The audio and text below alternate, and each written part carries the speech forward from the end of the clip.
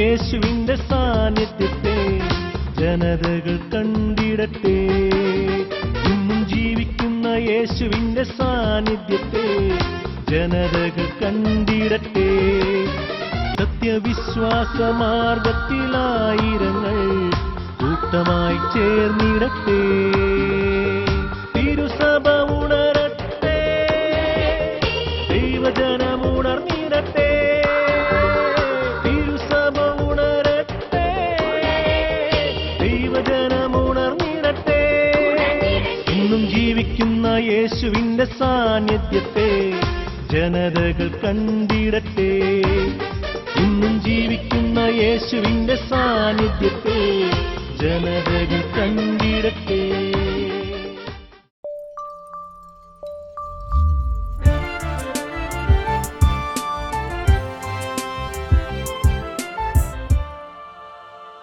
കർത്താവിൻ്റെ വലിയ അനുഗ്രഹത്താൽ ദൈവശബ്ദം കൺവെൻഷൻ്റെ 4ാമത്തെ ദിവസത്തിലേക്ക് നമ്മൾ കടന്നു വന്നിരിക്കുകയാണ്. കർത്താവിന് എത്ര നന്ദി പറഞ്ഞാലും മതിയാവാത്തവണ്ണം നമ്മളെല്ലാവരെയും അവിടുന്ന് അനുഗ്രഹിച്ചുകൊണ്ടിരിക്കുക. നമ്മുടെ കണ്ണുനീര് അവിടുന്ന് തുടച്ചു മാറ്റുന്നു. നമ്മുടെ ഹൃദയത്തിൻ്റെ മുറിവുകളെ സൗഖ്യമാക്കുന്നു. നമ്മുടെ കുടുംബത്തിൻ്റെ തകർച്ചകൾ, ഭാരങ്ങൾ അവിടുന്ന് ഏറ്റെടുത്ത് കഴിഞ്ഞു. ഉറച്ചു വിശ്വസിച്ചുകൊള്ളുക. കർത്താവ് വലിയ കാര്യങ്ങൾ നമുക്കെല്ലാവർക്കും വേണ്ടി ചെയ്തുകൊണ്ടിരിക്കുക. പത്രോസിൻ്റെ 2 ലേഖനങ്ങളാണുള്ളത്. ശരിക്കും നമ്മൾ പത്രോസിൻ്റെ ലേഖനങ്ങൾ മനസ്സിരുത്തി വായിക്കുമ്പോൾ അതിനകത്ത് നമ്മുടെ ഹൃദയത്തെ ആഴമായിട്ട് സ്പർശിക്കുന്ന 2 മേഖലകളുണ്ട്. ഒന്ന്, സഹനത്തെക്കുറിച്ച് ആഴമായിട്ട് പത്രോസ് അപ്പോസ്തലൻ നമ്മളെ പഠിപ്പിക്കുന്നു. പത്രോസ് അപ്പോസ്തലൻ സഹനങ്ങളിലൂടെ കടന്നുപോയി. പിന്നെ പത്രോസ് അപ്പോസ്തലൻ പ്രധാനമായിട്ട് ഊന്നൽ കൊടുക്കുന്ന ഒരു വിഷയമാണ് വിശുദ്ധിയെക്കുറിച്ച്. 2 പത്രോസ് 1-ാം അധ്യായത്തിൻ്റെ 15-ാമത്തെ വചനത്തിൽ ഇങ്ങനെ പറയുന്നു: നിന്നെ വിളിച്ചവൻ പരിശുദ്ധനായിരിക്കുന്നത് പോലെ നിന്റെ എല്ലാ പ്രവൃത്തികളിലും നീ പരിശുദ്ധനായിരിക്കണം. ആ പത്രോസ് അപ്പോസ്തലന്റെ ലേഖനത്തിൽ ഊന്നൽ കൊടുക്കുന്ന പ്രധാനപ്പെട്ട 2 വിഷയങ്ങളാണ് ദൈവത്തിൻ്റെ വലിയ പരിശുദ്ധി, മറ്റൊന്ന് സഹനത്തെക്കുറിച്ച്. ക്രിസ്തീയ സഹനത്തെക്കുറിച്ച് പത്രോസ് അപ്പോസ്തലൻ ആഴമായിട്ട് നമ്മളെ പഠിപ്പിക്കുകയാണ്. എന്തിനാണ് പത്രോസ് അപ്പോസ്തലൻ ഈ 2 വിഷയങ്ങളെക്കുറിച്ച് നമ്മളെ ആഴത്തിൽ ബോധ്യപ്പെടുത്തുന്നത്? അതിന് കാരണമുണ്ട്. നമ്മൾ സഹനങ്ങളിലൂടെ കടന്നുപോയി എങ്കിൽ മാത്രമേ ദൈവത്തിൻ്റെ പരിശുദ്ധിയിലേക്ക് നമുക്ക് പങ്കുചേരാനായിട്ട് സാധിക്കത്തുള്ളൂ. സഹനങ്ങളിലൂടെ കടന്നു പോകാത്ത ഒരു വ്യക്തിയെ സംബന്ധിച്ച് ദൈവത്തിൻ്റെ പരിശുദ്ധിയിലേക്ക് പങ്കുചേരുക, എത്തിച്ചേരുക അസാധ്യമാണ്. മറ്റൊരു വാക്കി പറഞ്ഞാൽ, ഈ ലോകത്തിൻ്റെ മോഹങ്ങൾ, ആഗ്രഹങ്ങൾ, സ്വപ്നങ്ങൾ, നമ്മുടെ ശരീരത്തിൻ്റെ ഇച്ഛകളെ, ആഗ്രഹങ്ങളെ ഒക്കെ തൃപ്തിപ്പെടുത്തിക്കൊണ്ടുള്ള ഒരു ജീവിതമാണ് നമ്മൾ നയിക്കുന്നതെങ്കിൽ ദൈവത്തിൻ്റെ പരിശുദ്ധിയിൽ നിന്ന് നമ്മൾ വളരെയേറെ അകലെയാണ്.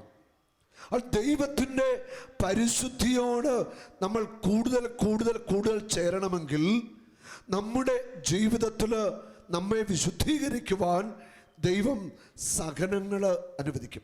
പലപ്പോഴും നമ്മുടെയൊക്കെ ജീവിതത്തിൽ വിശുദ്ധീകരിക്കപ്പെടാൻ വേണ്ടി നമ്മെ തന്നെ വിട്ടുകൊടുക്കുവാൻ നമുക്ക് മടിയാണ്.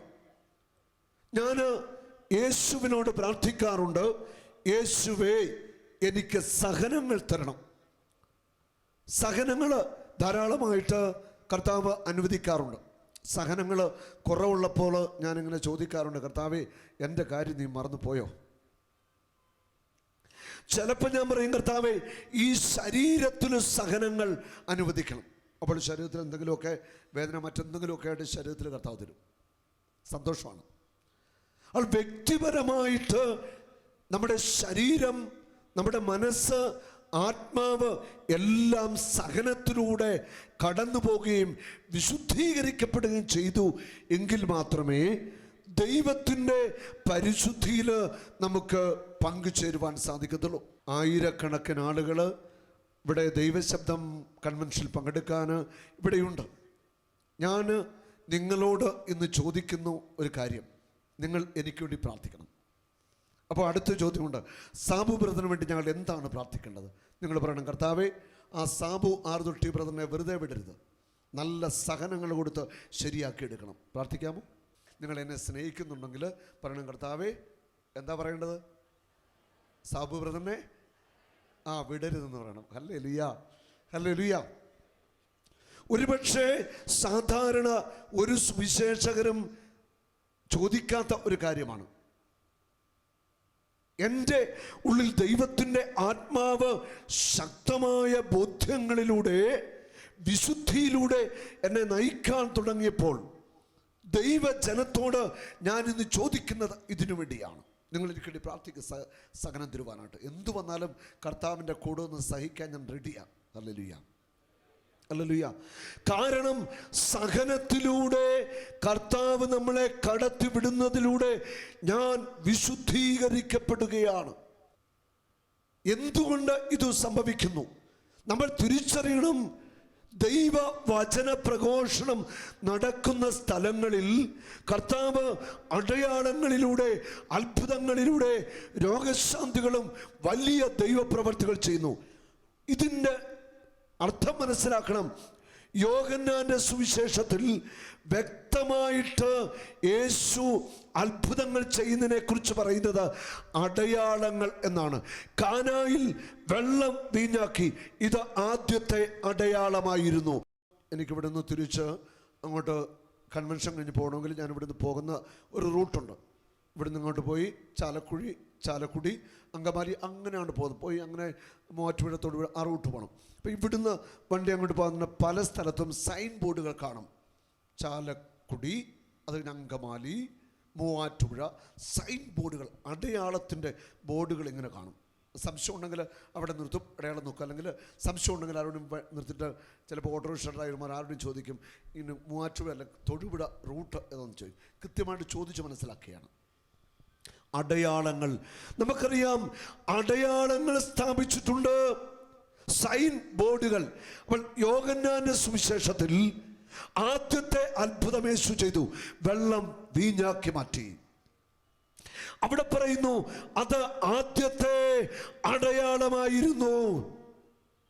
യേശു ഒത്തിരിയേറെ സ്നേഹിക്കുന്ന പ്രിയപ്പെട്ട മാതാപിതാക്കന്മാരെ, യുവാക്കന്മാരെ, ദൈവത്തിന്റെ ജനമേ, തിരിച്ചറിയുക, യേശു രോഗശാന്തി നൽകും, അത്ഭുതങ്ങൾ ചെയ്യും, കടബാധ്യത മാറ്റും, മക്കളെ തരും.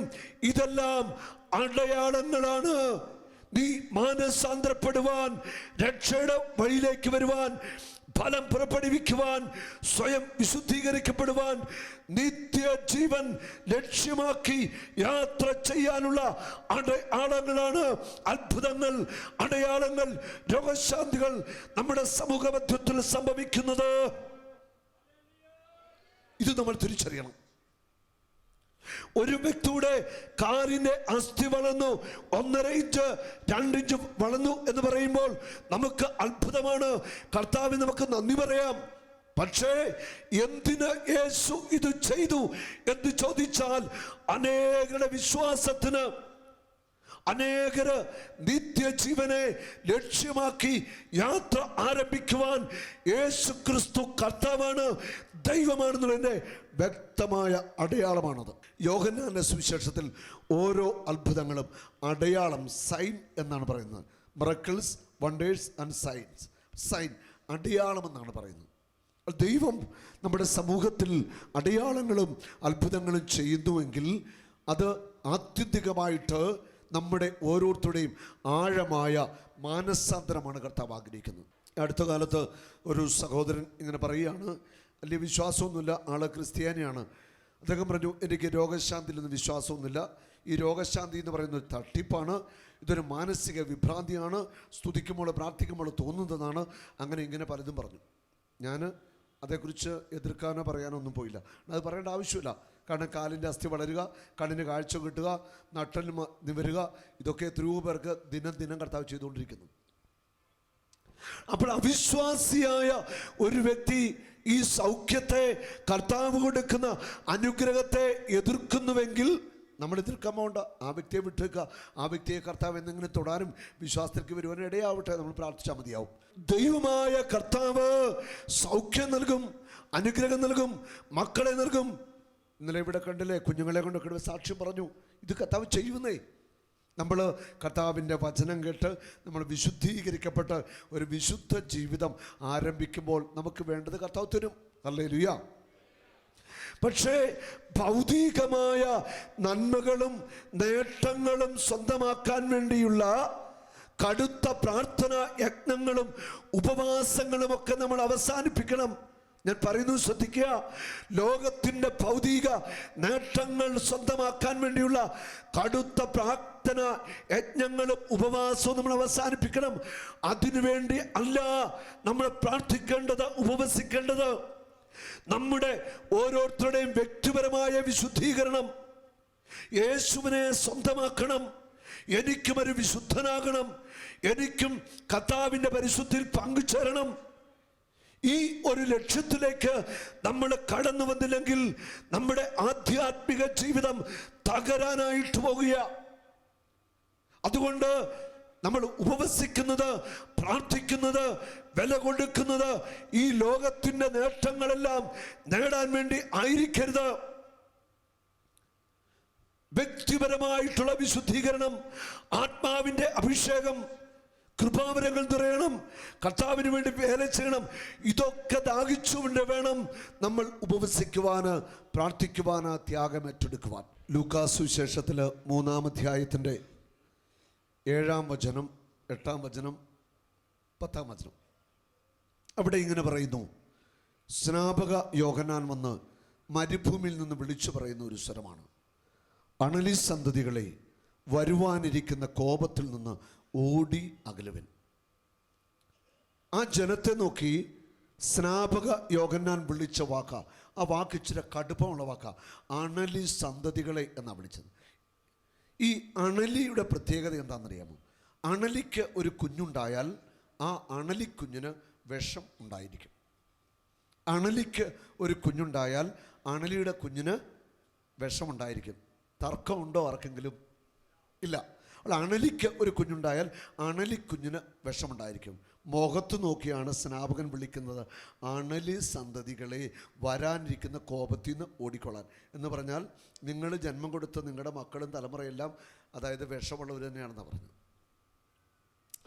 പാപത്തിൻ്റെ വിഷം നിറഞ്ഞ ഒരു സമൂഹം, പാപത്തിൻ്റെ വിഷം നിറഞ്ഞ ഒരുപറ്റം മനുഷ്യരുടെ മുഖത്ത് നോക്കി പറയുക, വരാനിരിക്കുന്ന കോപത്തിൽ നിന്ന് ഓടി അകന്നുകൊള്ളുക.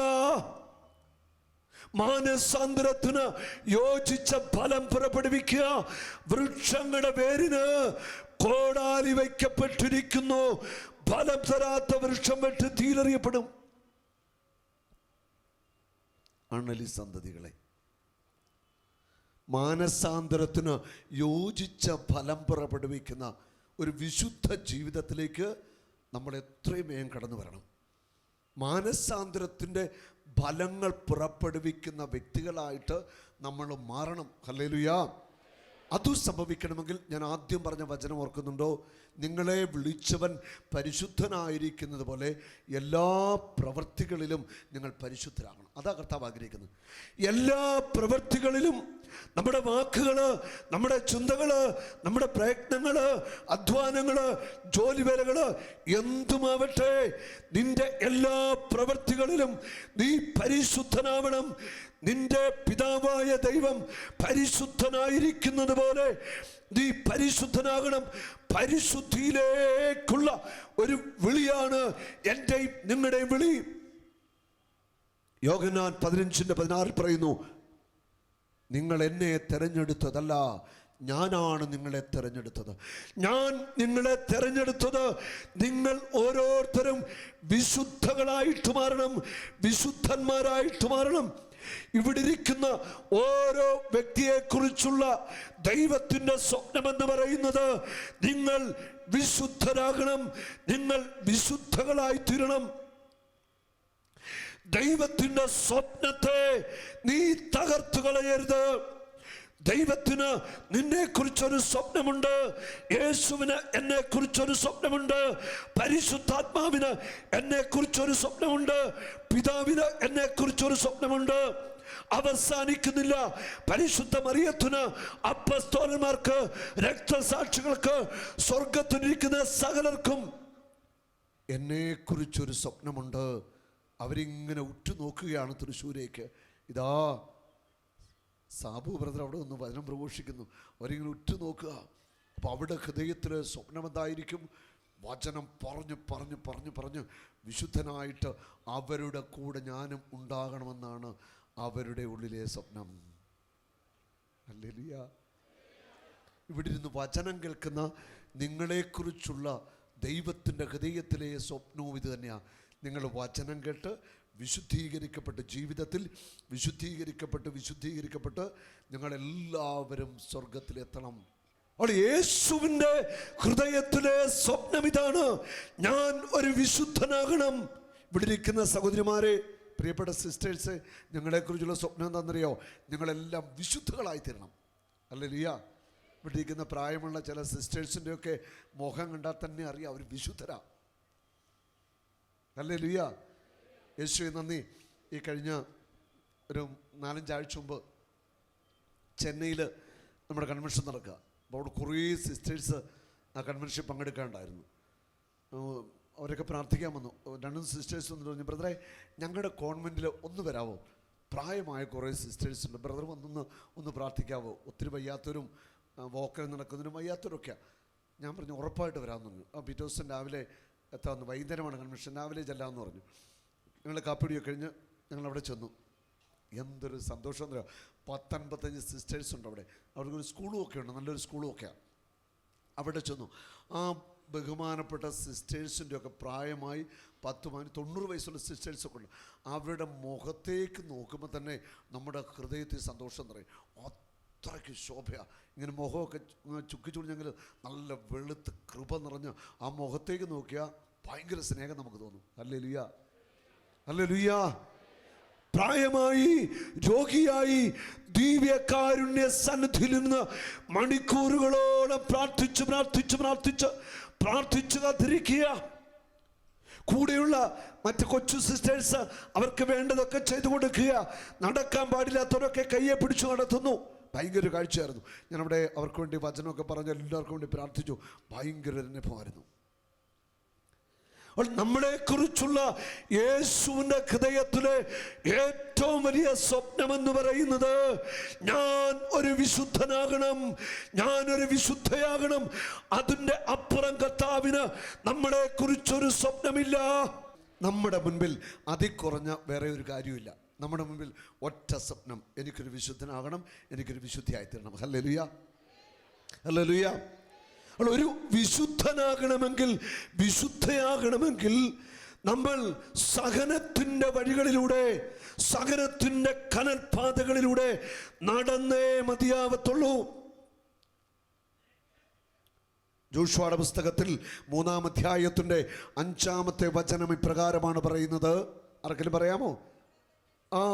നിങ്ങളെ തന്നെ വിശുദ്ധീകരിക്കുവിൻ, ദൈവമായ കർത്താവ് നാളെ നിങ്ങൾക്ക് വേണ്ടി അത്ഭുതങ്ങൾ ചെയ്യും.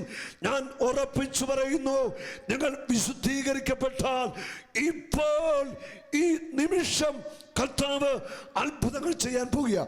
വിശുദ്ധീകരിക്കപ്പെടുന്ന നിമിഷം നാളത്തേക്ക് കർത്താവ് മാറ്റി വെക്കത്തില്ല. വിശുദ്ധീകരിക്കപ്പെടുന്ന നിമിഷം അത്ഭുതങ്ങൾ കർത്താവ് ചെയ്യും.